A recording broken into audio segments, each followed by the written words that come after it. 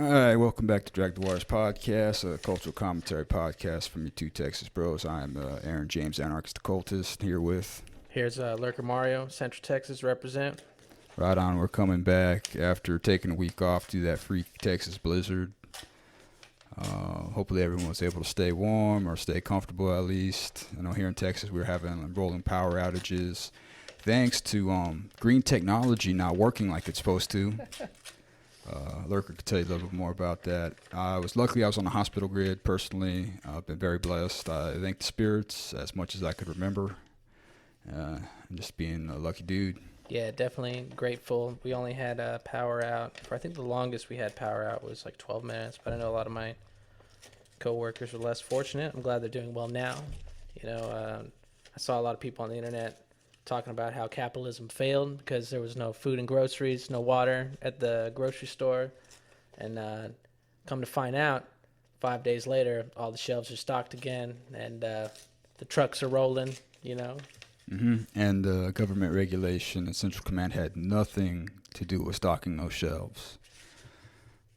Yeah, thank you, HEB. HEB is a badass company. I don't know if you could buy stock in them. If not, private. I would. Private. Yeah, I mean, that's how they're doing it right, you know? Yeah, I wonder if they have like internal stock options working there. Right. I thought about going to work there because it's get a discount on HEB products. Oh, boss, dude. So not everything, just, you know, HEB brand, like the Hill Country Fair version of everything except HEB. Oh, dude, I almost buy exclusively HEB because, like, all that stuff is made in El Paso, made in San Antonio, you know, so, like, buy local. It's like buying the biggest local thing you could get, you know. No, it's a pretty awesome company. I like it. But yeah, so sorry about missing last week. We thought about doing some kind of stream, but whatever, you know. Sorry, Vash. But hey, we're back again. Thank you to anyone who's coming to hang out with us, whether in the near future or in the future. It's all good. We're happy to have you and happy to hang out with you. So you said you had some questions or something mentioned about magic? Yeah, man, I was having an argument, or not an argument, really a discussion with another novice black magic user, and we were talking about sigil work. And it talks here, it says something like, you got to completely rid yourself of the original intent. And then my big problem is that I'm a pretty cerebral individual. So you remember what your sigils are for. Yeah, exactly. So, like, how do you get rid of that? You know, like, we came to the conclusion that it may just be practice, like just practice. But I was like, of course I know what these symbols are for.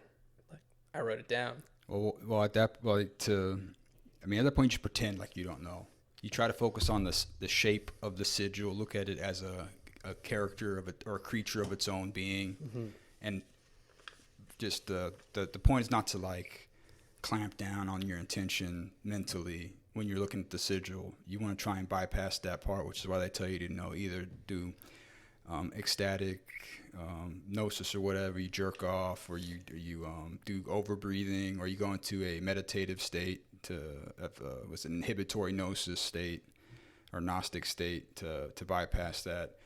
Another way to do that more on a more practical level is to create what's called a shoal of sigils, where you do a whole bunch of them all together real quick. That way, it's more like, and you mix them up. You can either do that, like do a whole bunch of them, so do like 12 of them with different intentions and mix them up. That way, you're more likely to forget which one's about. Or you can make them, rip up the original paper that you wrote your intentions on, or file it away where you don't look at it. Stash the sigils somewhere for like 8 months, and then eventually you'll come across them and be like, oh, these sigils and whatever. But because I'm the same way. It's like I spent an hour making this sigil. Of course, I'm going to remember what it is. Obviously, I want more money. I'm not an idiot. Boom. All right. So it's like to forget, like, and you got to take whatever, like, a lot of these sorcerers and magicians who write, especially the older ones, they're very theatrical because these are a bunch of nerds. Right. It's always nerds that are doing this stuff. The first nerds were the religious, spiritual magician people because they had the time to do that stuff. You know, they were no good at farming, so like, just give them to the church. They can do something with Right. them. So they had time to learn, math and whatever. So I don't know, they're just full of their own stuff, especially the Western magicians, because the Western tradition is very much based off of like egoic strength, as opposed to Eastern traditions, which are based off like Zen and no mind and transcending the whole earth paradigm. Mm-hmm. So I wouldn't worry about it too much. The deal is to package your mental intention into a physical form, and then to like embed it into your subconscious. So the way I see it is, I think this is what they think in Huna, which is like the Hawaiian traditions. The way to get to your super soul or your super ego is to go to the subconscious. So you go deep to connect to the above. Mm. Another way I look at that is that this is the way I look at angels and demons. Angels are teleological, which means they are focused on the outcome of whatever the thing is. So if you have an acorn, the teleological end of an acorn is an oak tree. So like in that acorn, there's an oak tree. Mm-hmm. Supposedly that acorn is going to grow into depending on external factors. And then there's demons, to me, are more what I call, so angels are timeless, demons are ancient. So like the oldest primordial forms of the spiritual forces acting on the world would be demonic, and then the timeless ones from the most perfect realms coming down from the divine or the more angelic. And then the fallen angels, the first demons, are the ones that came down and helped start things moving and incarnating. And obviously they're deal with more carnal stuff. And then mankind demonized them instead of, realizing they're just other spirits. But that's the way I look at things. So yeah, the subconscious is really the power generator. It controls your heart and all that bullshit. But Okay. the important stuff. So wait, about angels and demons. Yeah. So, obviously we live in the West, and we're like founded upon what Judeo-Christian values and stuff. Yeah. How would you say mankind, or I think we've talked about this before, like how the church changed the view of these powers to like keep the plebs down. Yeah, so if there is veracity to magical and spiritual practices, which I believe they are, whether they are or not, it's what I play with, is that belief. But it's just like in the olden, or even today, when you destroyed your enemy, you enslaved their people, you took the women, enslaved the men. You would tear down their idols and their churches, and you'd build your own. So what a lot of the other church people did is they would take the old gods of the old religions and they would literally demonize them. Mm-hmm. And now they were, especially with the monotheistic religions, and we know the big one being Judaism, like Cain or not Cain, Baal or Baal. And there's a lot of old, what are they called, Semitic gods that are in Solomon's Goetia, which is like the classic catalog of demons to evoke and stuff. There's a catalog? Many of them, they're called grimoires. Oh, okay, so, gotcha. And specifically for like demonology, but the big one you'll hear about is the Goetia or Goetia in the Key of Solomon, the lesser and greater keys of Solomon. Very complicated, or you might hear about it in the book, the Sacred Magic of Abramelin the Mage, and that's what the lineage is from. But yeah, just as far as like power structures are involved, is that at one point, and this is just, I don't know if this is true or not, but what I think is that back in the tribal times, you had shamanism. So you had your main guy, your main medicine man. But these powers or medicine woman, because a lot of cultures, the shamanic practices were more given to the women, because they were seen as more intuitive. These people were like spiritual scholars. In a way, they were just like, they had deeper senses, and the shamans had to be right. So like they can't be wrong. Whether they were like general wisdom, like if they gave you a poultice or a potion to cure your sickness, the sickness better go away. Otherwise, like, and the shaman had to have a higher success rate. Otherwise, there's no point in even believing in them. Right. So there's obviously some veracity or some usefulness to what they did. And some of it was probably superstition and religious or whatever. But these practices were at least somewhat more available. They weren't demonized. If you had a weird kid or whatever who was like schizophrenic or whatnot, you could give them to these people to train them and to make use of their different way of thinking and perceiving to be of use or not or whatever. But or otherwise nature would just like. But I think what you take were care of getting at is the whole conspiratorial nature of the church. So other than just like controlling the mentality of the populace, and controlling what they read, since the Bible was the first thing written. yeah, Right. but most people couldn't read. Mass-produced. Most people who could read were of the church anyway, or they were the church of nobility. But a lot of these practices were outlawed either just as a form of social control or they worked. Because if they didn't work, why would anyone care? They'd be like, you're stupid. You're meditating for no reason. It's not doing anything for you. They wouldn't care. So for me, there's two possibilities why they would condemn what would be called black magic. Either one, it works, so it's an avenue of personal power, and the church wanted to maintain sovereignty over that and have the power, because all the people in the church and the rich nobility could do all this stuff because no one was there to persecute them except other agents of the church or the nobility. Right.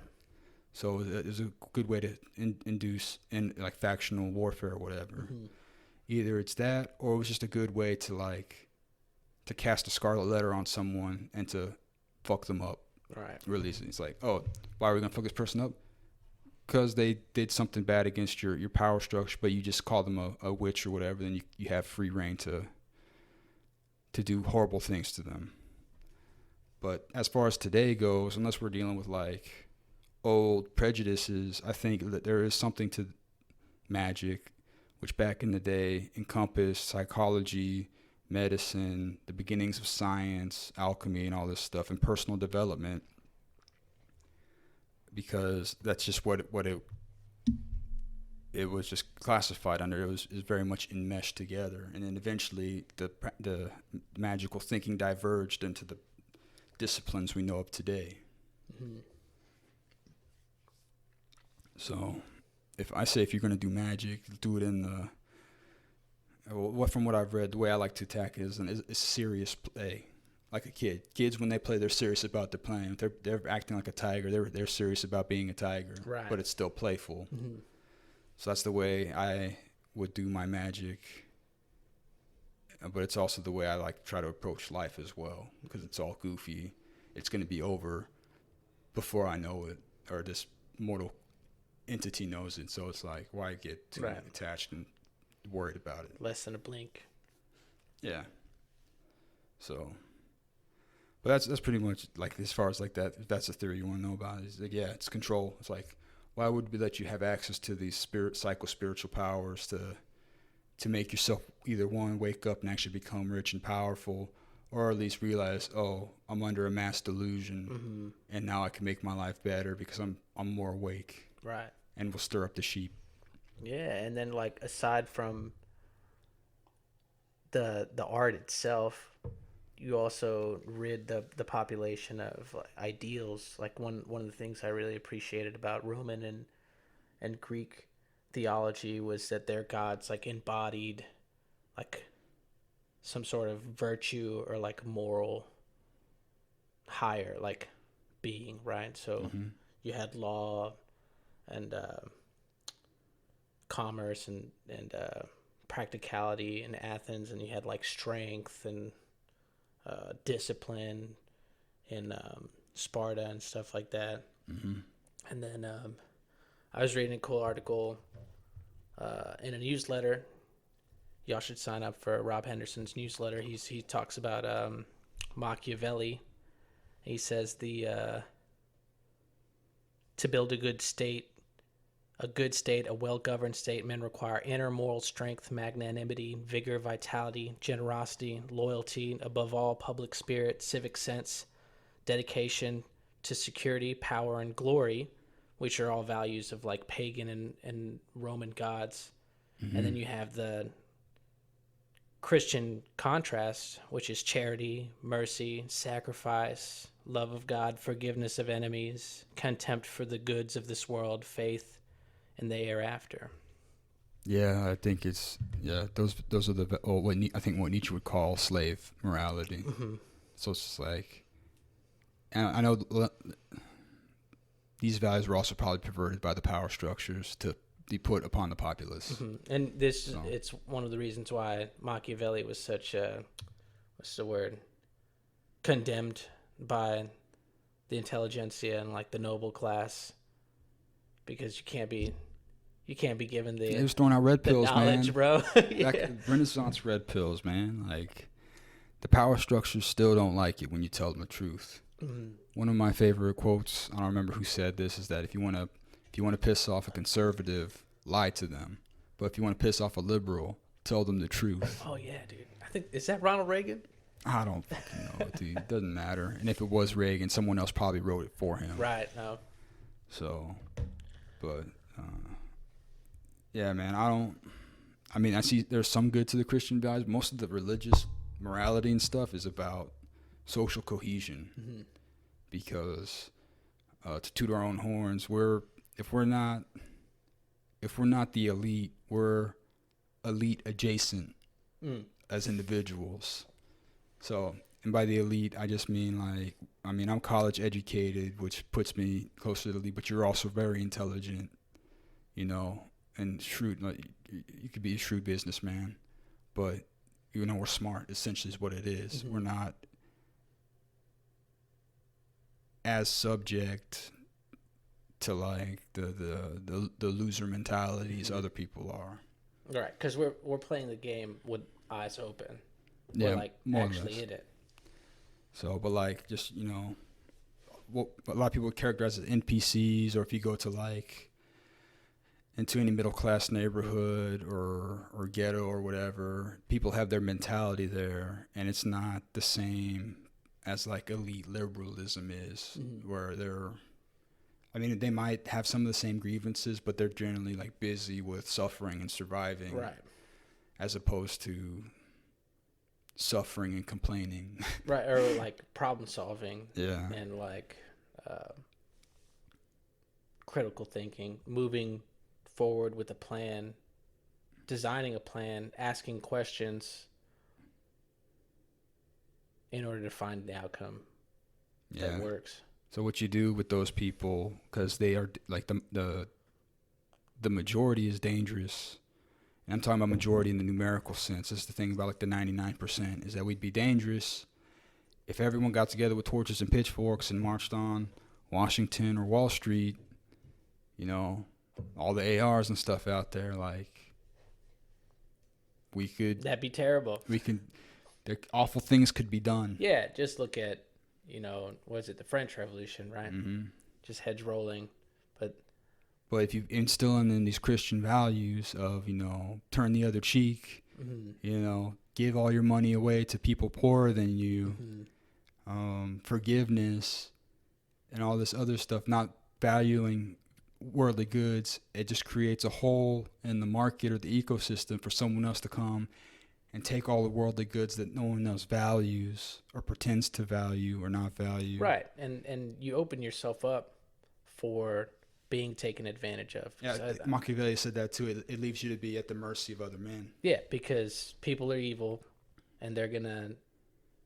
Because I don't think it's evil. I think evil is a weighted term. Evil's a strong word, but when you look at, you're open to evil at that point.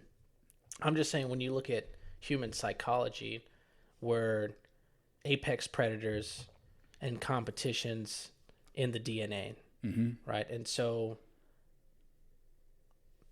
depending on how safe you are in a community and how, what's the word? morally homogenous. Is that the right word? I'm not keep talking about it. It's like if people share the same values, you'll be able to get. To communicate better. Yeah, well, you'll be able to take more risks. Weight it like oh man, what's the word? It's kind of like educated risks, right? Educated assessments. So like, if you're in a strange place that you've never been before, and you're like, oh, no one's gonna rob me, and you're like flashing your money around and blah blah blah, like that's a mistake versus like, oh, these people, I've known them for years. Yeah, there's more trust in your You know, community exactly. because you've been there. You have more knowledge, more familiarity. Yeah. So it's just those things. Like, you can't, like, always give people the benefit of the doubt, but like, don't trust them until you like until they earn your trust, you know, and then like, be ready to only respect someone as much as they respect you. Maybe, you know. But as far as weakness and strength goes, or like being susceptible to evil, this is why I really like the Kabbalistic, the Tree of Life in the Kabbalah, is because there's two sephirot that are in equilibrium, and one is strength and the other is mercy, which means you can't have one without the other. And mercy is the higher value. It's also associated with love. Strength is also associated with justice and fear. But they're two. One's considered the king at war. One's considered the king at peace. But these are the two. This is like the creative and the destructive forces inherent in the universe that equilibrate to allow the descent of the godhood in the man. But what's important to me is that the weak can't be merciful. They can only be weak. Because if you're showing me mercy and you're weaker than me, you're not really. There's no mercy to be had. You're just in deference to me because you can't exercise strength. Right. Mercy is only given by the strong, because they're like, I could destroy you, but I'm not. And generally it's because there's more useful things to be done than just to destroy. So, no, yeah, that's in Art of War. And this is from the Jewish mystic tradition, or at least a hermetic interpretation of it, but it's why I always liked it. Is like, strength and power is important. You know, if you're going to enforce justice, you have to have strength. You can't do it from a place of weakness. You know, of course, strength is lower, so I'd say to get to that level of, I mean, if you're ascending the tree of life, you're going to start with strength and then go over to mercy or love. It's the Jupiter force, that Sephira. It's I think it's the organizing principle of the universe. Why, if we were to wipe out all life on Earth today, that force, the Jovian force of Chesed, is why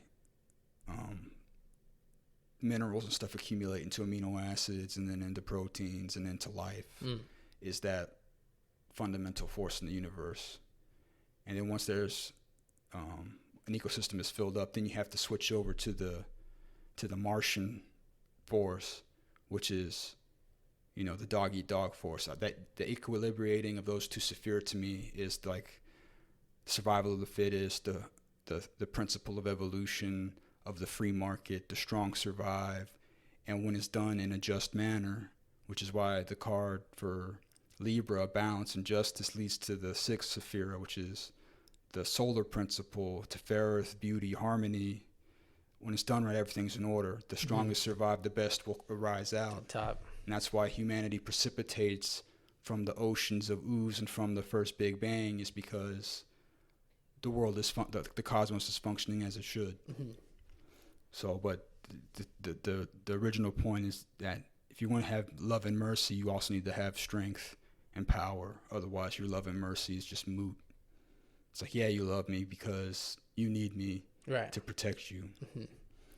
So, and if you want to play that game, that's fine, but just know that's the game. I would say if you're going to live alive or aware, that's the game you're playing. Know the game you're playing. Me, I want power, and I recognize that. Well, at least enough power to live free. Yeah, without like being taken advantage of by your neighbors and everyone that you interact with. I'm sure once I get to that what I deem that level of power then I'm gonna like want to take it to the next level. But once again, I think that's the Jupiter force once again, where it's like, okay, you've equilibrated, but you're playing a some positive game. You can't stay in homeostasis. You're gonna wanna. That's why people get bored doing the same stuff. Right. They want to grow. They plateau. It's natural to want to grow and become more than. This is why people get depressed, and with their lives, and they find meaningless, and they have these midlife crises. Because eventually, like, I want to do something more meaningful, and that's why. Because we are built to grow. Well, some of us. Not everyone has these problems. Some people are able to go happy, living the normal life of being a day laborer or a stock trader, whatever it is, and that's cool. But some people have to grow more. Because we're still living out that law of evolution, except we're taking it to a more spiritual place. Yeah, it's like the body feels restless. You know? It's like somebody was talking to me earlier today about, okay, you've gotten to a place where you're comfortable, this and that, like all of the hierarchy and needs are met. So like, why not stay here? And like, I just got rid of not. It's like, why stay here? You know, like, we're already here. We're still young. We've got so much time ahead of us. Like, why not do more? The only danger here in this way of mind is lack of gratitude. If you have gratitude, you're set. Because that means if you can't move forward, you're cool, but you still have the impulse. Right. You know. But yeah, that's one thing I see is I just get bored, man. Yeah. That's why I can't work at those. It's too early in the game jobs, to quit, man. dude. Yeah. To like retire. Here we go. Where? I don't plan on retiring, man. Like if I end up making a bunch of money, I'm just gonna do more cool stuff. I'm on Joe Rogan that shit, man. JRE. Well, you never quit. I think, and it was a Joe Rogan podcast. He's talking about retiring with somebody, and it's like people have this vision that they're gonna be on a beach somewhere drinking a margarita in the sun. Is like, okay, but how long are you really gonna fucking like do that before you're like, I'm tired of margaritas, like I've been on this beach for too long, I'm sunburned, I want to do something, you know? Like, I guess now in the internet age, you could just like do your retired hobby forever on the internet and maybe get like people to, you know, capitalize on that shit to the infinite market. But I don't know if I'd call that market infinite. It's a churn. It's an ecosystem. here's a quote from a book I've been reading, Laws of Human Nature. This is the law of self-sabotage. Each of us has a particular way of looking at the world, interpreting events and the actions of the people around us. This is our attitude, and it determines much of what happens to us in life. If our attitude is essentially fearful, we see the negative in every circumstance. We stop ourselves from taking chances. We blame others for mistakes and fail to learn from them. If we feel hostile or suspicious, we make others feel emotions in our presence. We sabotage our career and relationships by unconsciously creating the circumstances we fear the most. The human attitude, however, is malleable. By making our attitude more positive, open, and tolerant for other people, we can spark different dynamic. We can learn from adversity, create opportunities out of nothing, and draw people to us. We must explore the limits of our willpower and how far it can take us. Yeah. I mean, attitude's fundamental.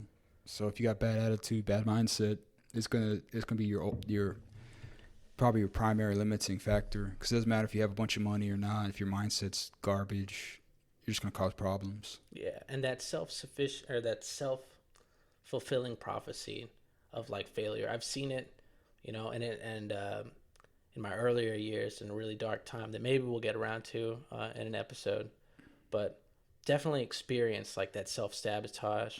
Where you're going somewhere and you're starting to accomplish things, and then like you start to get afraid because then you're like uncomfortable, and so it's like that exponential downfall in a pit of depression. You know, it's like, okay, you're feeling bad one day, so you like call in sick for work, right? You skip your job, and then you're like you get fired from your job, and then you can't pay rent, and then like it all just downhill spiral, you know, like. Yeah, I mean, if you're depressed for one day, that's one thing, but you don't want to stay there. And that's probably one of the reasons why people struggle with that, is because they get resistant to their own feelings, which is important. If you're depressed or feel like shit, you know, give yourself some time to feel that way without feeling guilty about it. Oh, some people and other stuff think they deserve to be depressed, like they're not worthy of succeeding. Oh, I know that feeling all too well. You know, and it does pop up from time to time. And when that does happen, I do this technique. It's called emotional surrender. It's in this great book called Letting Go, The Pathway of Surrender by Dr. David Hawkins. One of the best books, probably top 10, maybe top 5 I'd recommend to someone looking to improve their life. And it's basically a meditation. You just give yourself time to basically feel the emotion. So if you're angry, it's not about expressing, repressing, or any of that. Just sit with the anger and how it feels and everything, and try not to resist it. You're basically trying to let it go. So whatever the anger feels in you, if you're tense, feel the tenseness, and try not to pay attention to your thoughts. That's the big thing. It's about the emotion and the feeling. So if you're having all these thoughts, and because people can get to that mode like, what the fuck you said at work? Fuck that dude. You know, I'm gonna go back there and kick his ass, dude. And they keep living that they're on that cycle. That's the anger cycle. There's also the depressing cycle. I'm worthless. No one loves me. I should do this, but no one loves me, and I'm worthless. No one's gonna want to accept me, or no one's gonna want to hire me. Forget the thoughts for a minute, or if you can't, pay attention to the thoughts. You can watch those too. It's about being non-attached and then observing the emotion. If you do this, it might take 15, 20 minutes, but eventually the emotion is going to go away spontaneously, especially if you're constantly trying to let it go. But then there's also, because like another thing, like dealing with these emotions is like you feel guilty about the anger, or you get afraid of not having you find that there's emotions stacked on top of one another, and that causes issues, pride, and all this stuff. But if you give it time, you'll get through it. Highly recommend it. The emotional surrender technique. Just give yourself 5, 10, 15 minutes to sit with the emotion you're feeling and observe it non-judgmentally, and try to intentionally relax and let the emotion leave you without holding on to it. And meditation can be really easy. I think a lot of people just look at the word meditation and then start to come up with this like mental barrier as to why they can't participate in some sort of meditation, because it's really just observance, right? Well, it depends on the meditation. There's visualization meditations, mantra meditations. Well, when you were saying just now, like sitting with the emotion, right? And you're trying to feel what it feels like, right? And so it's not about, like, I feel like people, when they think of meditation and clearing their mind, they think it means no thoughts, and that's not. That's like impossible. It's impossible. That's the whole point. The empty mind means watching your mind run like crazy, because you're not your mind, you're not your body. Otherwise, you wouldn't be able to observe your mind and your body. Yeah, that's that association, right? People think that they're their thoughts too. So people think that they have people have bad thoughts and think that they're bad people. Yeah, they identify with them. The bad thoughts they have, yeah. No, if you struggle with self-esteem issues and you have the thought, I hate myself, pop into your head, the next time that happens, all you gotta do is think right back to that thought, fuck you, I don't hate myself. Or like, no, I don't. Like, as soon as you acknowledge that you don't have to give weight to that thought, it's incredibly liberating, and you'll know you'll be on the path to recovery once you acknowledge like that you don't have to believe your thoughts. Right.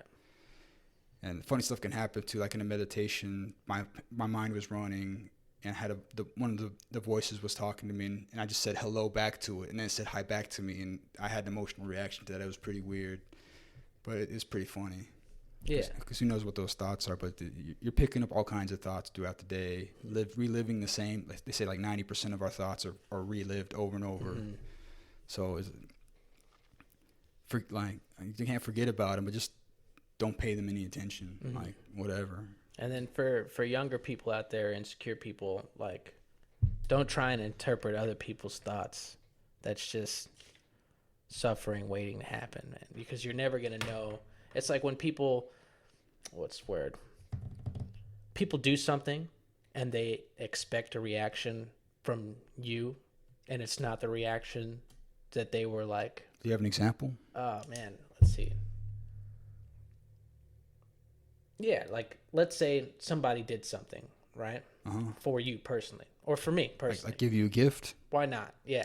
And then I don't react in the way that they wanted me to react. You're like, oh yeah, oh thanks, yeah. Cool. Whatever. And they're just like crushed or whatever, and they're like, oh, did he not like it, or blah blah blah. He hates me. Yeah, all that blah, shit. blah. You know, it's like, dude, that's not fucking real. Like, get over it.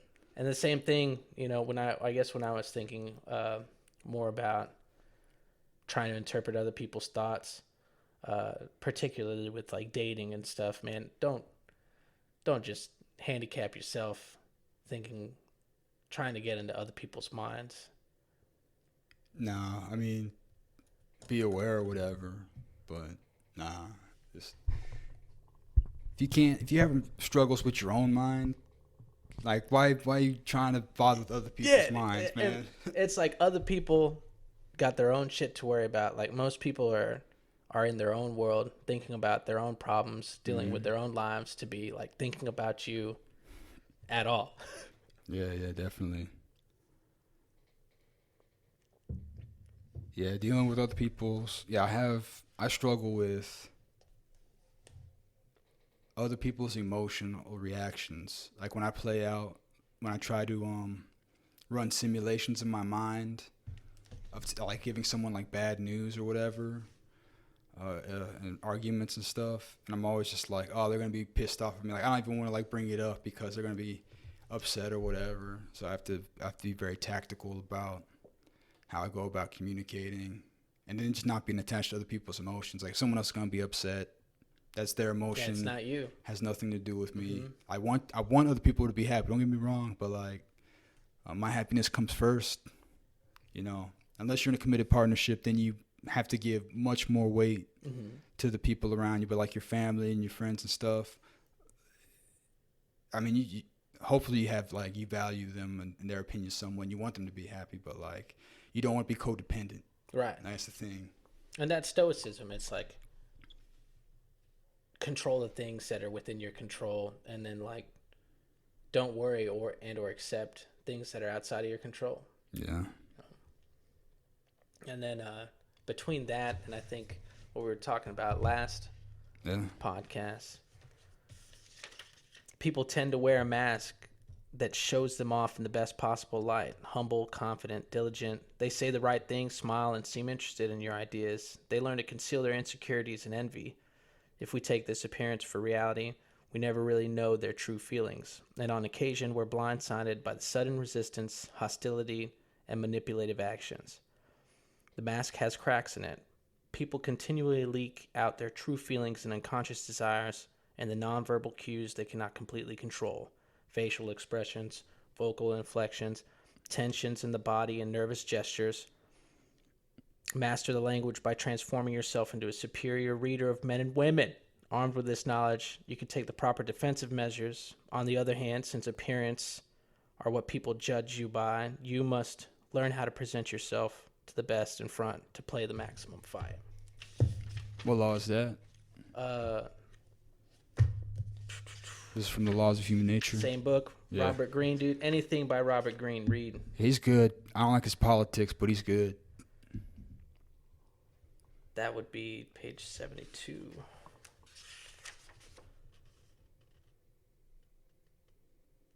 The Law of Role Playing. Law of role playing. Yeah, second language, decoding keys, impression management.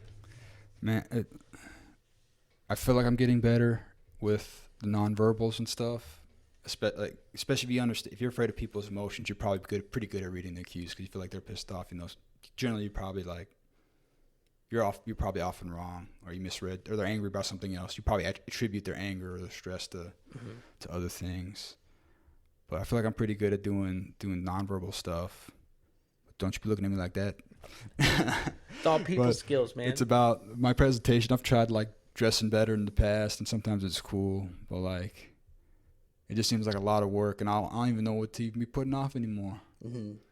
I mean, Well, most of the time it doesn't matter. Like yeah. when you're interacting with daily people, it's like, who Mhm. cares what this cashier thinks about me or this person walking by me or whatever? Like, You're right. I'm not. fuck them. I'm not social enough to be worrying about it too much, especially with this fake lockdown we're going through. Mm-hmm. But man, 'cause Nah, dude, it's gone. I mean, I want. what's not happening in Texas, dude? You're right. I should just go on the meetup.com and try to find some groups to fucking meet up with people, man. A lot of my coworkers are still using dating apps, dude. Like, it's not like people are meeting up, dude. Like, I don't see what the problem is. I mean, the thing is, the only thing that's going on here is masks in private companies. And you know what? Yeah. The other day I forgot my mask, and I was like, "Do y'all have any masks I could borrow or I could use?" And they're like, "Yeah, here you go, fucking." Because they have to provide them PPE for their employees. Yeah. That's like a OSHA or whatever certification, qualification. I don't know, regulation. Yeah, you're right. I could probably meet up with people in masks. I don't know, the whole mask thing is just one. Really, it's an excuse, but I find it to be a turn. I don't be showing up with a bunch of random people in masks, but I also live with my grandma, and I don't want to be bringing back COVID and getting her Aside from sick. the politics behind masks, I forget who said it, Yeah. but it was a praise for masks, specifically talking about like Carnival. It was like a mask is really good for attractive people because it adds like a bit of mystique and allure, Yeah. and then it's even better for ugly people Hmm. because it hides up that fucking ugly face. Yeah, dude. One time when I was going to buy my cell phone, dude, like I was chatting up with this girl, made a connection. She knew Death Grips, and I don't know a whole lot of people that know Death Grips. And a part of me was like, I should have said something, but she had that mask on, dude. Like, what if she had hillbilly mouth, bro? Oh, dude, right? It's like underneath them curtains, The meth mouth. it's a catastrophe. Like, she already had cut marks up and down her arm. Like, who knows what was going on in that mouth, bro? You know? And it's becoming all more and more common too, dude. Like, Yeah, 'cause of social media. yeah, it's terrible. It was like, when I saw that, was it Facebook banned Australia or whatever? Yeah. My libertarian side was like, freedom of speech, but it's also Australia, so fuck them, right? But at the same time, it could be a good thing, Could be good that none of these people are on Facebook anymore, and so they don't have that, like, psychological... Because, man, the 90s were great, dude. Early 2000s, oh my God. Well, I think the big problem with the Australian thing is they had, like, people in, like, public utilities and stuff were using Facebook as, like, their main communication hub. So, like, firefighters, police officers, or whatever. I don't know what bad thing went down. It's on Tim Pool. But I wish I had known a little bit more about it, some more context, so we could really drag the waters. Yeah. But, I mean, I've been on Facebook. The only thing that I miss is the feeling that I might have friends. Oh, yeah. It's not even a real real thing. It's just like the drug that hits the friend feel button, and then I feel lonely afterwards. Right. So, and I fulfill that through YouTube now with my video friends. That was one thing about the Blizzard, dude. I just felt feeling lonely as all hell, man. So, but that's besides the point, man.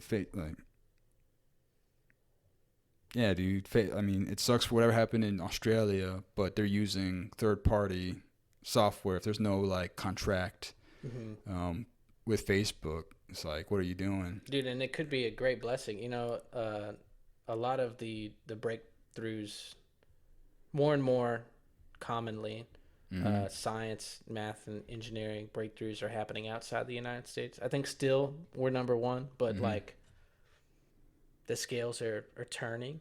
So like this just presents, as far as the free market goes, this presents the whole of Australia and like their neighboring areas like New Zealand and Southeast Asia, like this great opportunity to just pounce on it, and hopefully it's not the CCP.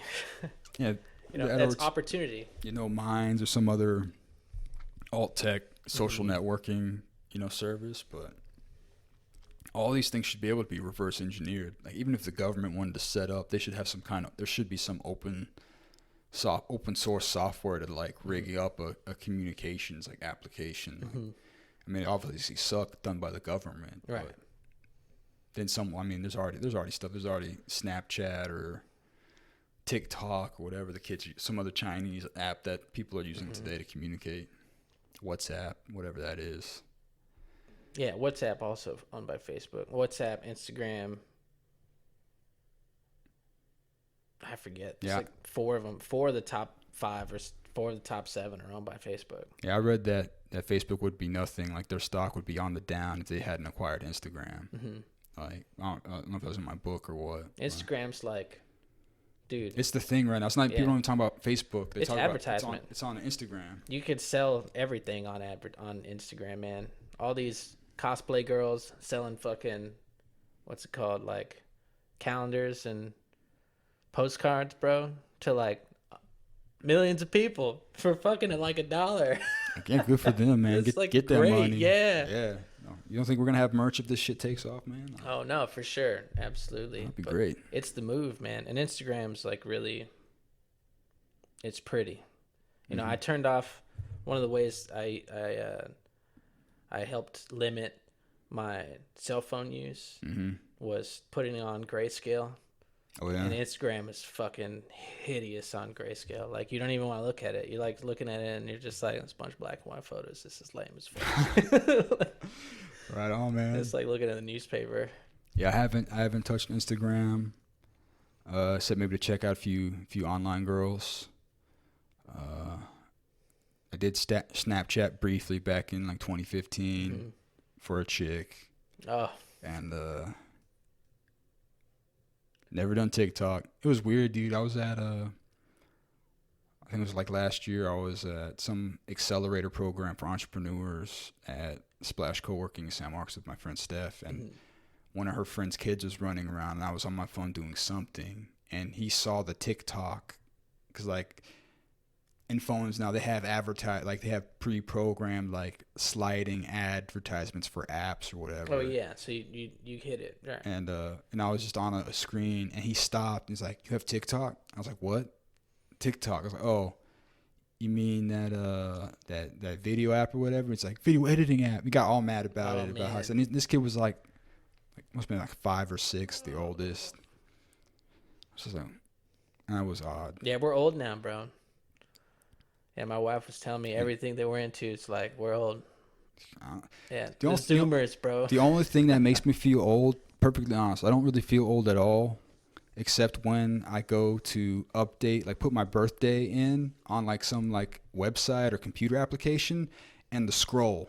Oh yeah. Scrolling down to 91.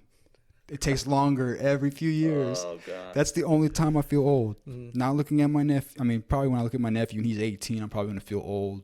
Maybe. Probably definitely if I'm still broke.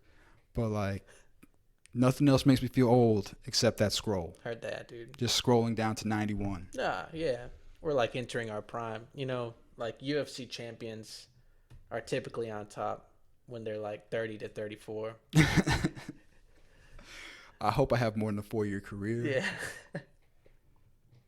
Well, shit. Anderson Silva was kicking everyone's ass till like 38. Yoel Romero's like was top 4 till he was like 44, 43 or something like that. Yeah. That dude's like a genetic freak, though. What, like, the Soldier of God? Oh yeah, the Soldier of God. Oh man, dude. Like I remember when he fought Robert Whitaker for the championship, and Whitaker kicked him in the head.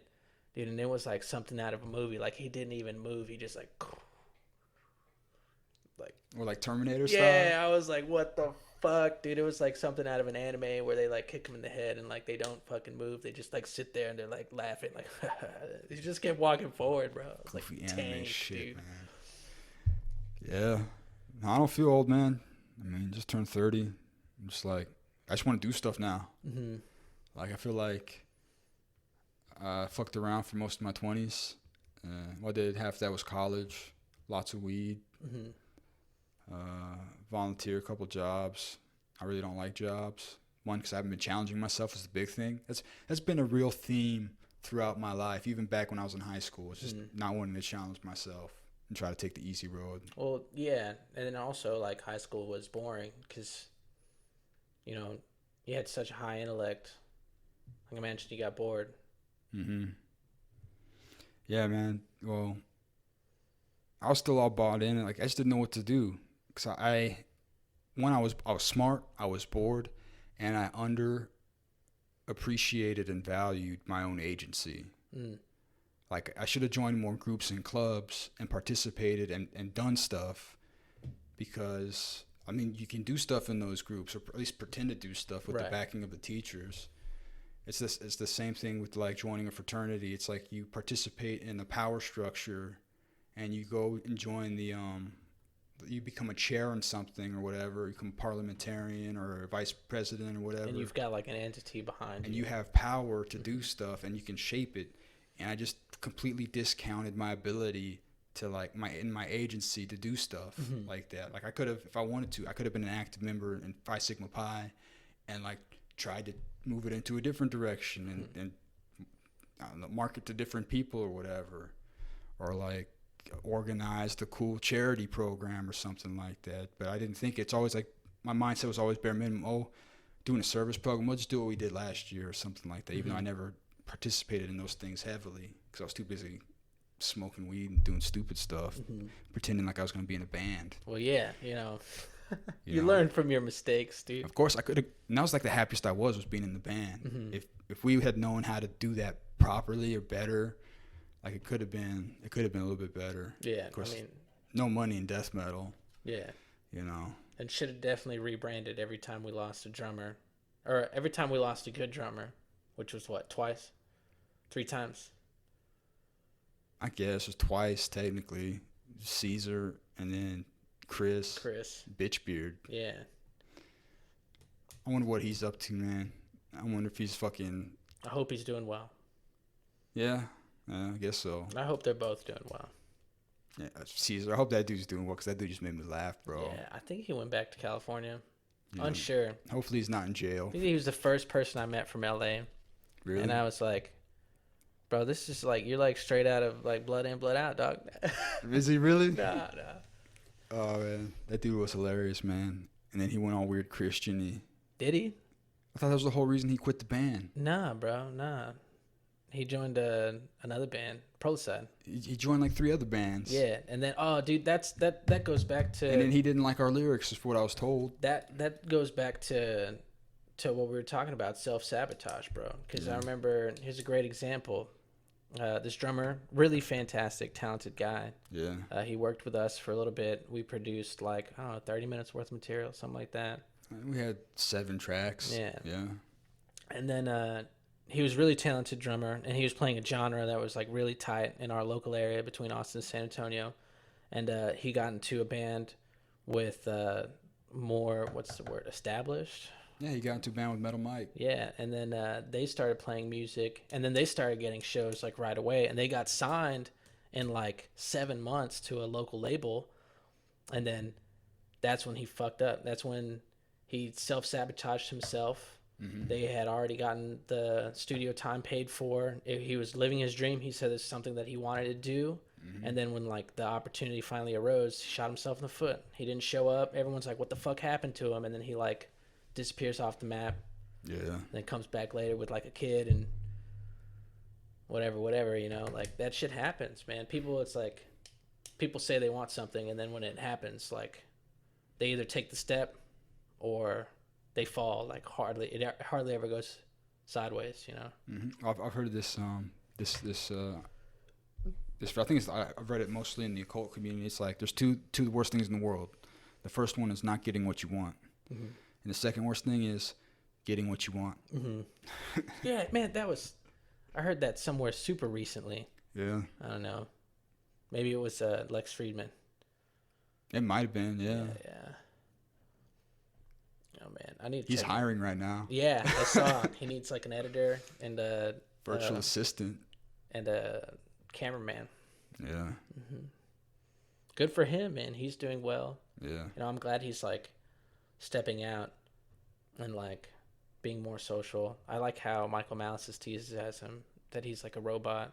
Mm-hmm. He seems very much an academic, and it makes sense since he's in robotics and learning AI, and he works in a university. I don't think as I mean it's funny to make fun of him as a robot because he is very mechanical, but he's definitely human, Well, yeah. especially when compared to like Zuckerberg or somebody. Oh yeah, okay, but Zuckerberg's like an alien. Even fucking Jack Dorsey, man, like Lex seems way more human.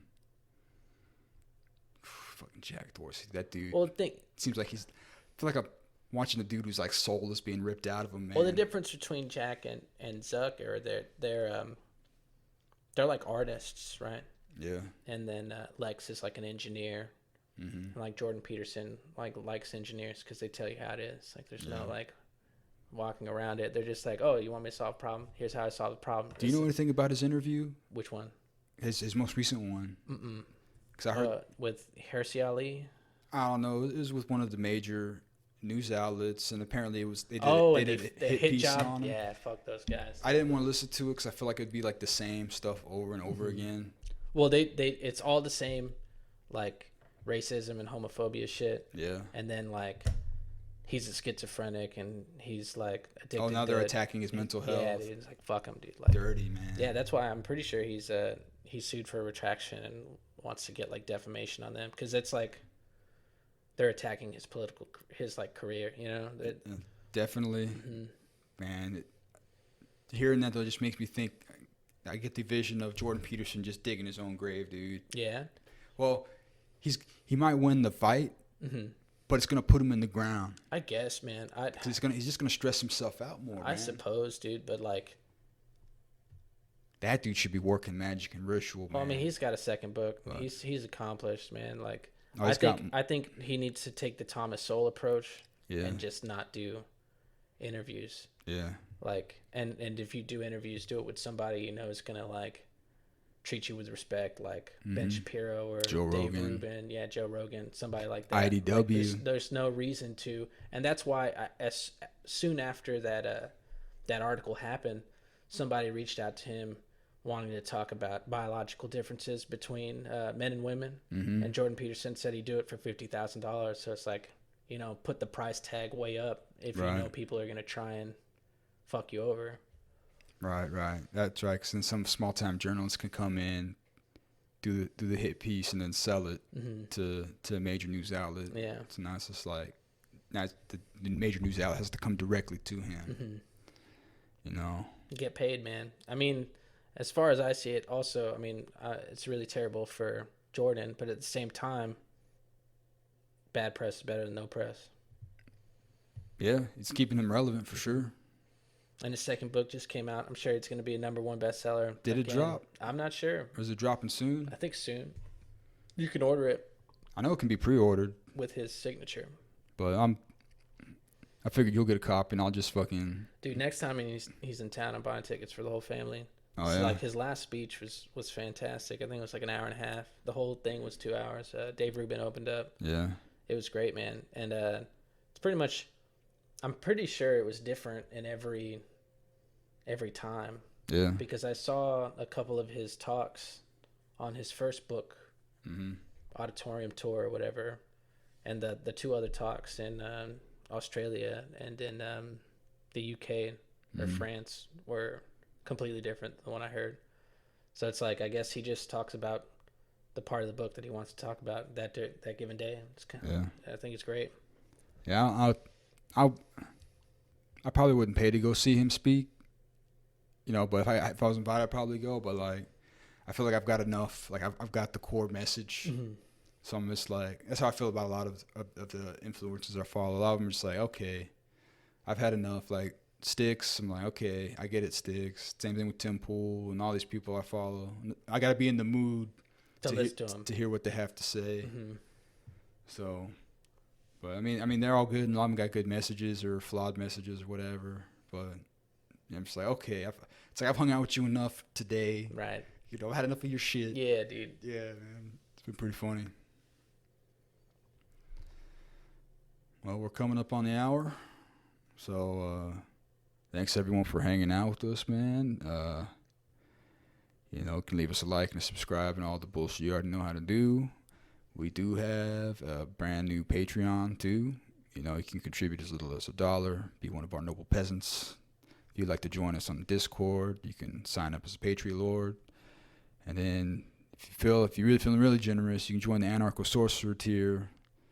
For whatever, we haven't really got anything done for that, but if we have anyone start signing up, we're going to start doing bonus content for you guys, and we'll probably get on that pretty soon. Yeah, join the circle, guys. Thank you so much for listening in. Yeah, we are Aaron James Anarchist Cultist. Lurk Mario. We're Dragged Waters, and we'll get you next time. Cheers.